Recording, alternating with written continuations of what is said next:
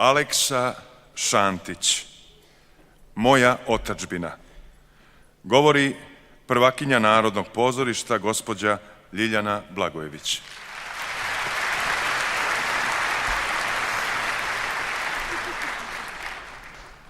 Ne plačem samo s bolom svoga srca, rad zemlje ove uboge i gole.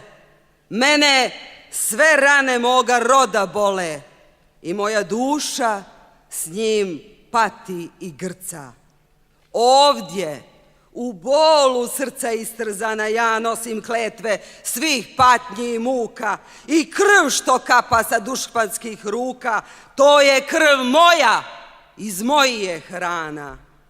U meni cvile duše miliona, moj svaki uzdah, svaka suza bona, njihovim bolom vapije i ište.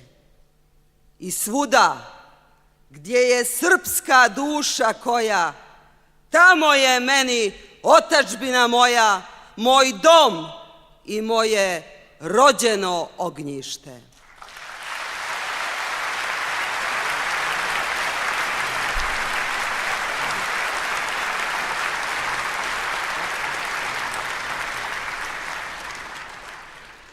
Ljubomir Simović. 10 obraćanja Bogorodici Trojeručici Hilandarskoj govori glumac Andrej Šepetkovski uz pomoć hora Obilić-Krsmanović.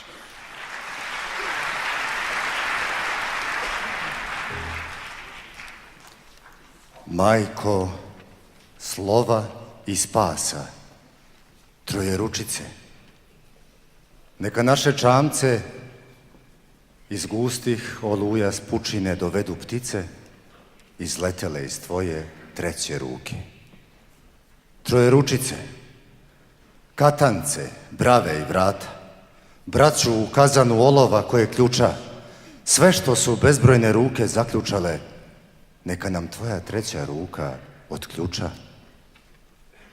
Trojeručice, dok nas love i mere metrom, litrom, kantarom, tegom i vrećom, ti dveju ruku sklopljenih pred kantardžijom izmeri nas i pomiluj nas trećom. Dok kišu protkiva susnežica i vuk, riba i vrana kreću na nas u lov, beskusnicima u vejavici Trojeručice, tvoj treći dlan neka nam bude krov. Dok se zatvaraju sve kapije, svi kapci pred smradom naših grehova i rana, Trojeručice, nek nam se otvori crkva na tvojoj trećoj ruci sazidana.